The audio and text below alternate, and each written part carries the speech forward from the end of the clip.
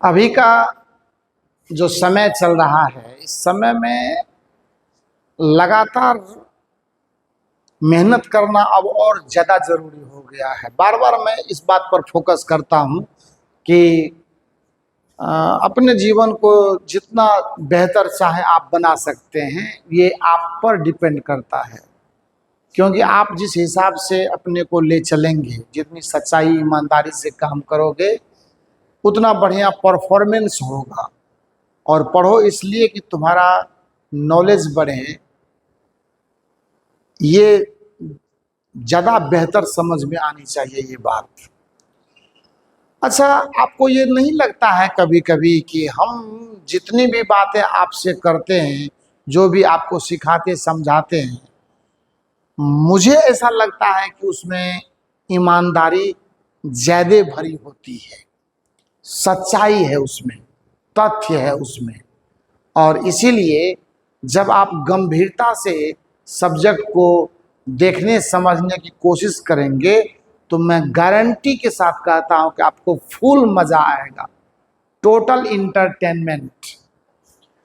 जो पीछे लेक्चर पर हम बात किए हैं, उसमें हमने आपको पोटेंशियल डिफरेंस सिखाया है, विभव का अंतर।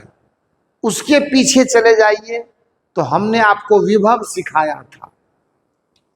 कंटिन्यूअस वे में देखिए कैसे कैसे आपका जैसे जैसे चैप्टर आगे बढ़ रहा है, जैसे जैसे सिलेबस आपका अलाउ कर रहा है, पहले तो उसके अकॉर्डिंग आपको एक रिदम में लेकर के काम किया जाए, और वही मैं कर रहा हूँ। फिर उसके बाद कुछ हम अपना मसाला भी उसमें डालने की कोशिश करेंगे, तो धैर्य बनाए रखना है।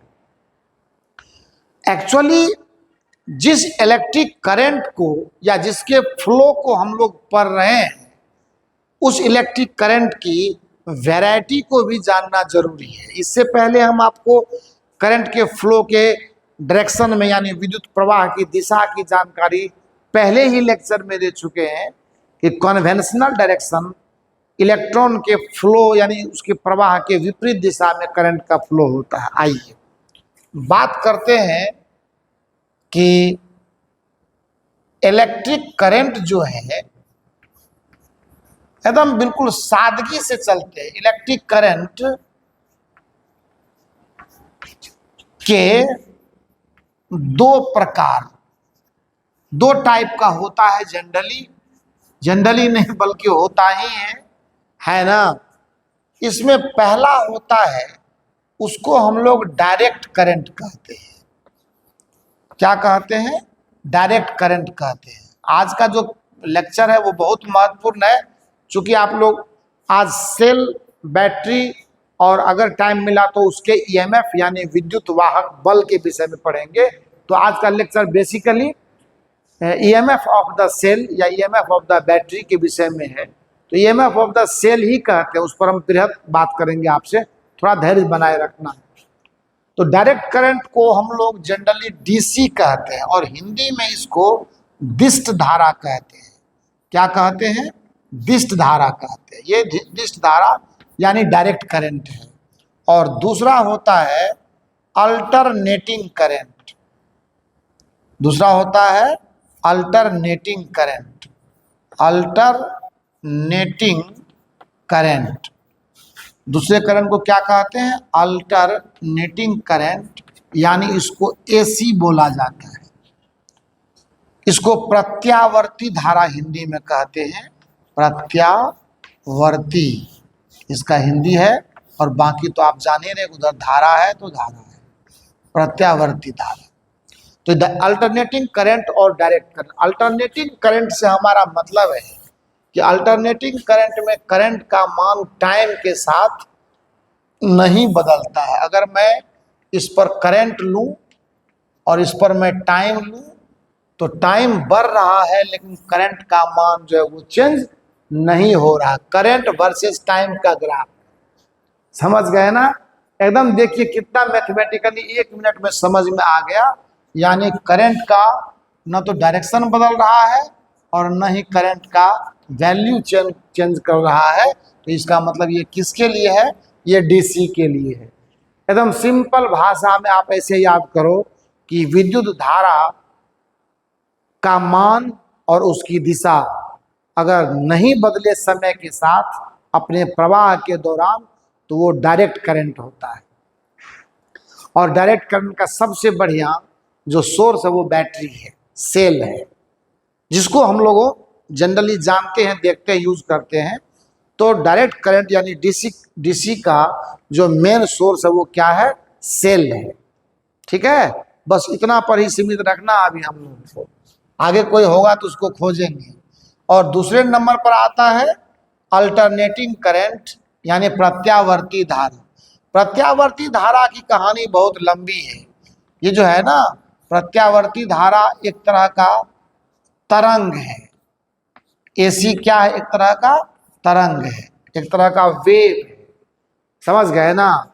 कहता है कि वैसे विद्युत धारा को हम लोग अल्टरनेटिंग करंट या प्रत्यावर्ती धारा कहते हैं, जिसका मान समय के साथ लगातार बदलते रहे और जिसकी दिशा भी एक खास समय अंतराल पर क्या होते रहे? चेंज होते रहे। तो आप देखिए, इसको मैं दिखा रहा हूं। आप देखिए, यहां से मैं प्रत्यावर्ती धारा में मैं लिखता हूं कि जिस विद्युत धारा का मान है ना, जिस विद्युत धारा का मान लगातार बदले और दिशा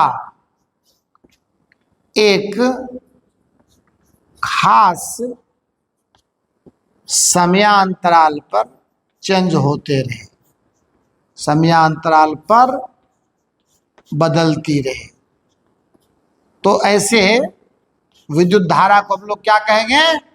अल्टरनेटिंग करंट यानी एसी बोलेंगे और प्रत्यावर्ती धारा कहेंगे। तो ये मामला कैसा है ना, यहां लिखेंगे कि यह एक प्रकार का तरंग होता है। यह क्या है? एक प्रकार का तरंग है। तरंग यानी वेव है। आगे जैसे जैसे बढ़ते चलिएगा तो इसकी अच्छी जानकारी मिलेगी। यहाँ से देख लीजिए, मैं आपको सिखा देता हूँ, थोड़ा मैं कोशिश कर रहा हूँ और आप इसको समझने का प्रयास करें। ये इस तरह का है, आपको मैं सब कुछ बता दे रहा हूँ, घबराने की जरूरत नहीं है। आप देखें यहाँ पे, ये अल्टरनेटिंग करंट का रिप्रेजेंटेशन है। अब देखो यहाँ से, ये मान लो वैल्यू इसका लगातार इंक्रीज कर रहा है, ये मान बदल रहा है, ये आई मैक्सिमम है, इधर भी आई मैक्सिमम है उल्टे डायरेक्शन में, ये माइनस में और ये क्या है? प्लस में है। तो अगर ध्यान से देखा जाए तो ये वाई एक्सिस पर करंट लिया, इस एक्सिस पर हमने टाइम को लिया हुआ है। ये लगातार बढ़ेगा, यहाँ आकर के अपना मैक्सिमम देगा, फिर घटेगा, फिर घटने के बाद असर। लेकिन अभी ये क्या है? अब ये पॉजिटिव सेंस में है, ये क्या है? प्लस सेंस में है। इधर आ गया तो माइनस, फिर प्लस, फिर माइनस, फिर प्लस। तो एक सर्टेन टाइम इंटरवल के बाद, खास समय के बाद ये अपना दिशा बदल लेता है, कभी पॉजिटिव डायरेक्शन में तो फिर क्या होता है? कभी नेगेटिव डायरेक्शन में। तो इस तरह से जो है, और इसका वैल्यू भी लगातार चेंज होता रहता है ना। देख रहे हैं यहाँ पर मैंने एक लाइन खींचा है, यानी इसके इस आई मैक्सिमम को इस दिशा में मैंने बताया हुआ है ये, और यहाँ पर ये आई इस तरह से कि अपना मैक्सिमम वैल्यू लेता है। तो जीरो से मैक्सिमम के बीच में इधर भी वैल्यू चेंज कर रहा है, और जीरो से मैक्सिमम के बीच में इधर भी वैल्यू चेंज कर रहा है। इस तरह से ये इसका ग्राफ है। इसका ये मतलब नहीं करंट ऐसे ही जा रहा है, ये करंट के जाने के स्वभाव को प्रदर्शित कर रहा है कि देख लीजिए, मान भी बदल रहा है और एक खास समय के बाद इसकी दिशा भी बदल रही है। हाफ साइकिल पॉजिटिव तो हाफ साइकिल नेगेटिव, ऐसा बोलते हैं। बस अभी इतना ही समझना है एसी और डीसी के विषय में। एसी का यानी अल्टरनेटिंग करंट का कोई ऑपरेशन नहीं पढ़ना अभी हम लोगों को। ये हम लोगों का जो हाउस वायरिंग है, बिजली के पोल वगैरह पर जो देखते हैं, और बहुत सारे जो डिवाइसेस हम लोग यूज करते हैं, सब ने देखते हैं, तो बिजली के पोल पर जो करंट आ रहा है वो क्या है? एसी है, और उसी के सारे डिवाइस हम लोग यूज करते हैं। समझ गए ना? लेकिन टॉर्च वगैरह जो चलाते हैं उसमें जो बैटरी यूज करते हैं वो क्या है? वो डायरेक्ट करंट देने वाला सोर्स है। बैटरी जो है ना, वो डीसी सोर्स कहलाता है। डिस्क धारा जो है जो उत्पन्न करने वाला वो स्रोत है। तो ये तो करंट के दोनों वैरायटी के विषय में हमें बात करनी थी, ये मैंने अपनी तरफ से बात करी है। एक्चुअली आइए देखते हैं सेल क्या होता है और सेल हमारे लिए क्या करता है, उस पर बात करते हैं। इसको अपना नोट करना है और समय परिस्थिति को देखते हुए काम करते जाना है। आइए देखते हैं कि सेल क्या होता है। सबसे पहले जान लीजिए कि ये सेल जो है, ये इसकी सबसे पहले जो बनावट या इसको इन्वेंशन वोल्टा साहब ने किया हुआ था, इसीलिए उसके नाम पर वोल्टेइक सेल है। और वोल्टेइक सेल एक तरह का ड्राई सेल, उसको और ज़्यादा मतलब प्यूरिफाई करके और बेहतर बनाने में, खैर वो सब तो अभी चर्चा हम लोग करेंगे। लिखते हैं कि सेल और बैटरी क्या है।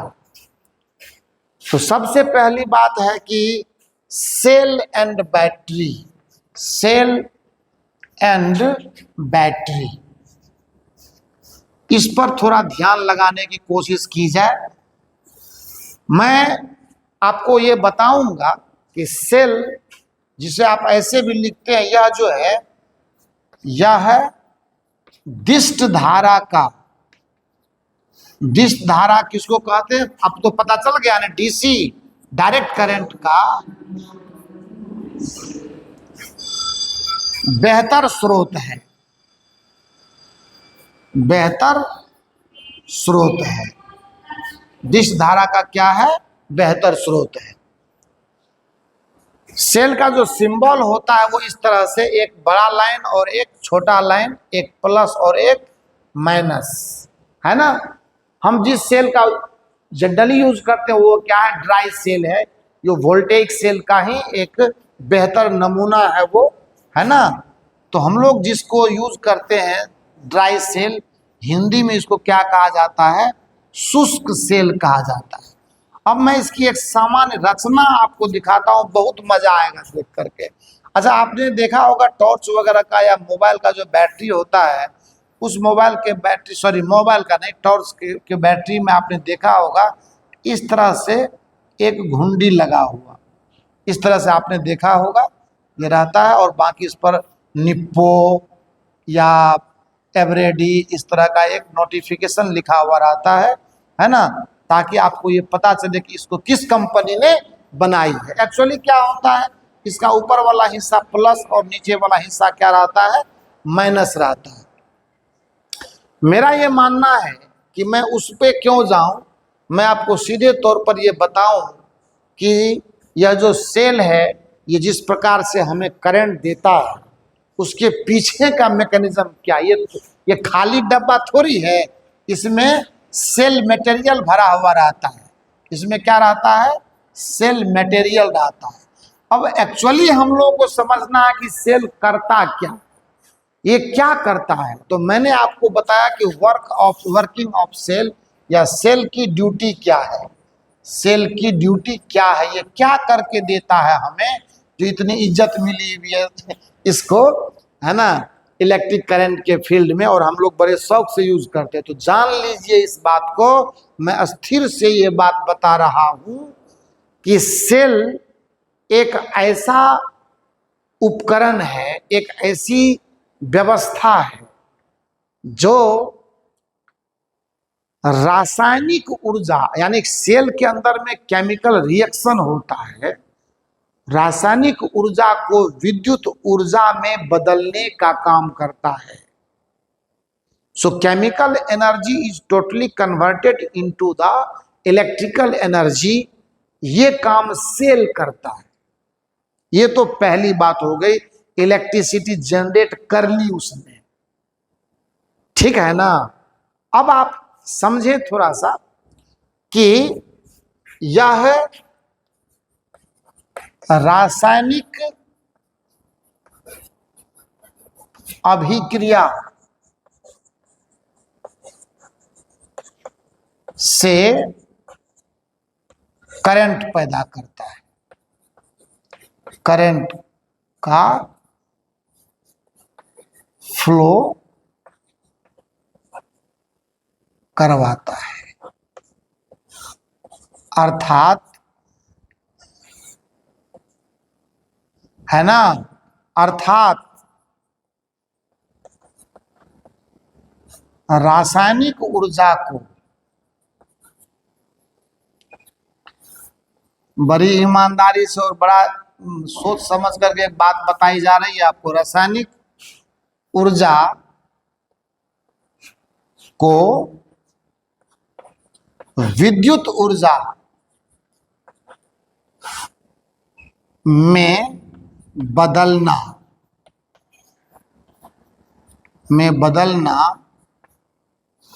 सेल का कार्य है।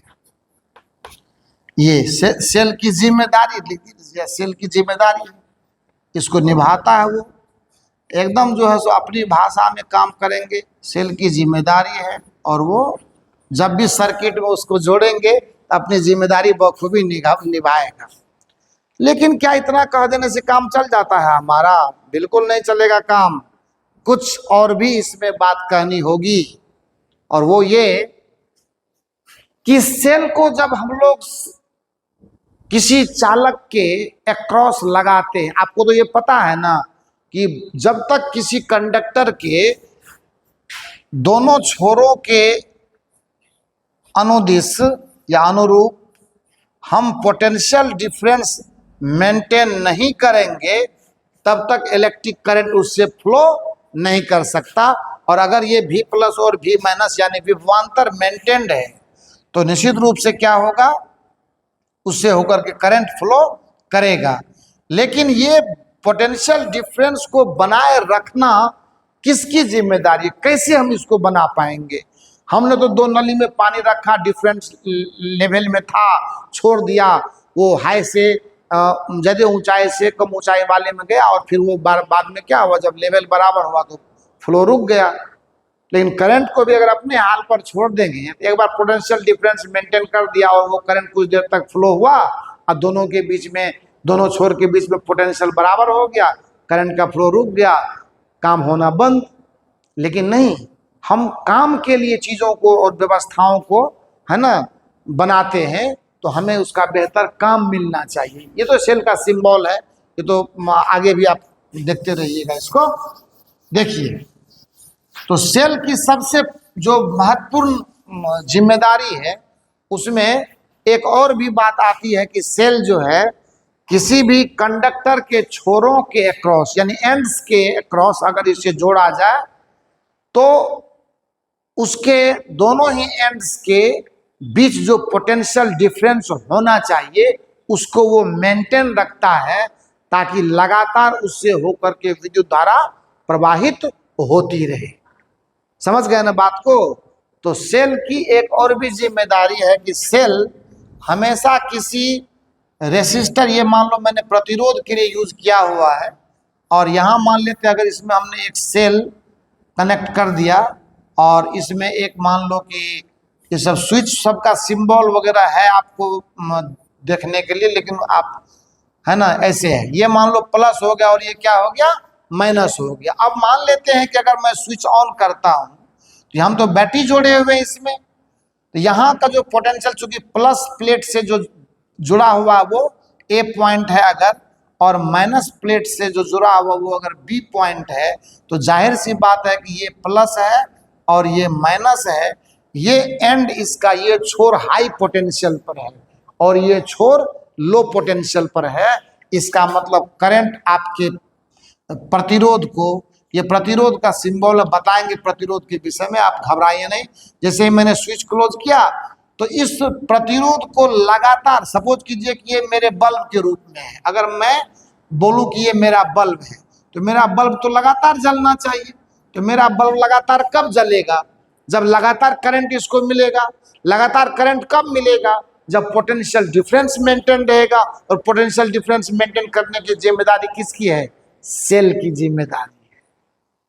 समझ गए ना? तो ये जो पोटेंशियल डिफरेंस, विभव का अंतर जो ये बनाए रखता है ना, वो सबसे मेन काम इसका है। याद रखिएगा, सेल के बाहर विद्युत धारा का प्रवाह प्लस प्लेट से माइनस प्लेट की तरफ होता है, जबकि सेल के अंदर करंट का फ्लो माइनस से प्लस प्लेट की तरफ होता है। आप देख लीजिए ना, यहां से यहां जब करंट आएगा, इधर से लौटा है ना करंट, यहां आया है ना, तो यहां पर आने के बाद माइनस से प्लस पर ये कैसे आएगा, सेल खुद लाता है इसको, चार्ज को यहां से ढो करके यहां पर पहुंचाने की जिम्मेदारी, यही काम तो सेल करता है। क्योंकि इसके बाद ये पोटेंशियल डिफरेंस था आपको मेंटेन करके दिया, लेकिन ये याद रखिए, और एक सेल जो है वो कांस्टेंट करंट आपको लगातार एक ही करंट का वैल्यू लगातार नहीं दे सकता है, नहीं दे सकता है।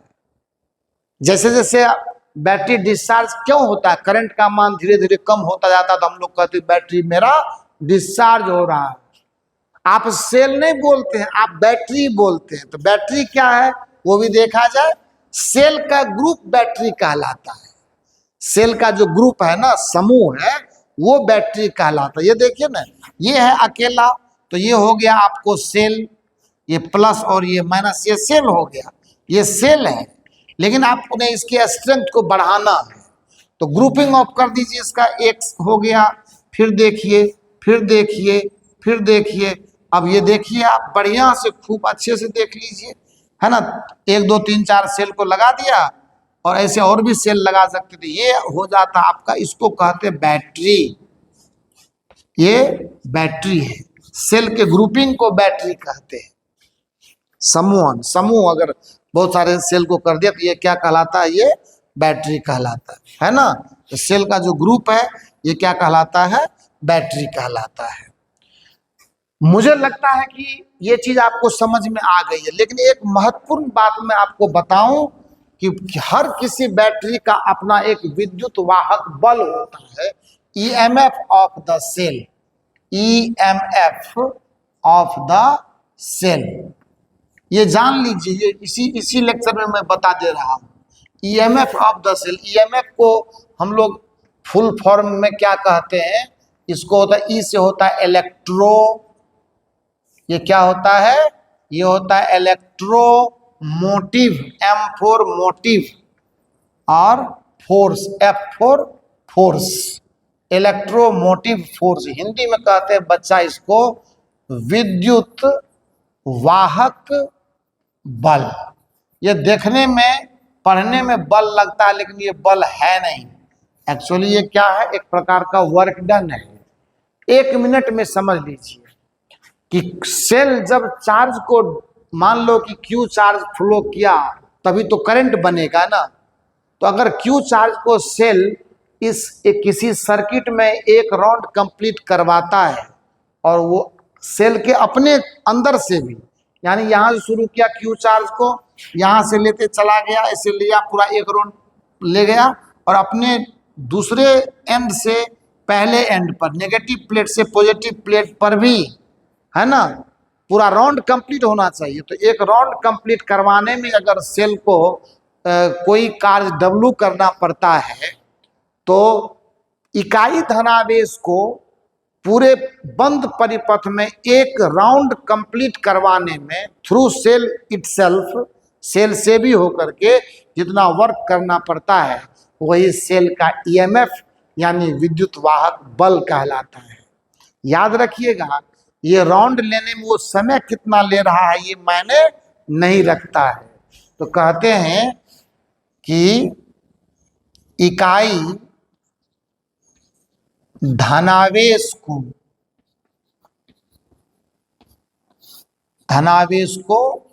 पूरे बंद परिपथ में, पूरे बंद परिपथ में, ये 9 संयुक्त बंद परिपथ है, बंद परिपथ में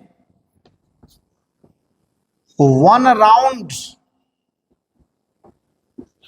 कंप्लीट करने में, कंप्लीट करने में, 1 राउंड कंप्लीट करने में जो वर्क डन होता है, 1 राउंड कंप्लीट करने में किया गया कार्य किया गया कार्य। ये सब बेसिक डेफिनेशन है ना, ईएमएफ कहलाता है। और आपको ये पहले भी हम बता चुके हैं कि ये जो 1 राउंड कंप्लीट करने की बात है, तो ये सेल के बाहर भी और सेल के अंदर भी नेगेटिव प्लेट से प्लस प्लेट पे पूरा का पूरा राउंड कंप्लीट होना चाहिए, पूरा एकदम राउंड कंप्लीट होना चाहिए, तब जाकर के ईएमएफ परिभाषित होगा।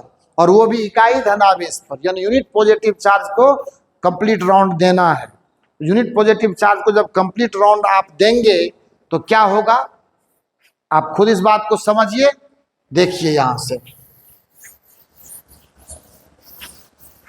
मान लो कि हमने राउंड कंप्लीट किया, 1 राउंड पे वर्क कितना है, माना 1 राउंड पर कार्य है आपका W, और धनावेश का मान आपने लिया हुआ है Q। इसीलिए सीधा लिखिए आपकी ईएमएफ जो होता है ये बराबर होता है W/Q। हाँ, और इसका भी यूनिट आपको वोल्ट ही आएगा, और ये कभी बदलता किसी सेल का नहीं है। याद रखिएगा, 2 महत्वपूर्ण बात मैं आज इस लेक्चर में जो यूनिक बात बता रहा हूं कि जब किसी चालक से विद्युत धारा प्रवाहित होती रहती है तो वो चालक अनचार्ज रहता है। वह चालक क्या रहता है, आवेशित नहीं रहता। आपको सुन करके बड़ी आश्चर्य होगा, अगले वीडियो में आप भी सोच करके देखिएगा। और दूसरी बात कि एक सेल हमेशा कांस्टेंट ईएमएफ का सोर्स होता है, लेकिन कांस्टेंट करंट का सोर्स वो नहीं होता। 2 बातें इस लेक्चर में बहुत महत्वपूर्ण रही। लेक्चर बहुत लंबा नहीं, लेकिन जो बात हमने आज आपको बताया है वो बहुत ही जबरदस्त है, बहुत सोचने वाला है। फिर से मैं कह रहा हूं कि जब किसी चालक से, किसी कंडक्टर से इलेक्ट्रिक करंट फ्लो करता रहता है तो वो कंडक्टर आवेशित नहीं रहता, अनचार्ज रहता है। दूसरी बात कि एक सेल हमेशा कांस्टेंट ईएमएफ यानी विद्युत वाहक बल का सोर्स है, लेकिन कांस्टेंट करंट का नहीं। अगर बात अच्छी लगी तो चैनल को सब्सक्राइब कीजिए, दोस्तों में शेयर कीजिए, और जब लाइक बटन दबाते हैं तो क्या बात है, मजा आ जाता है। Thank you so much.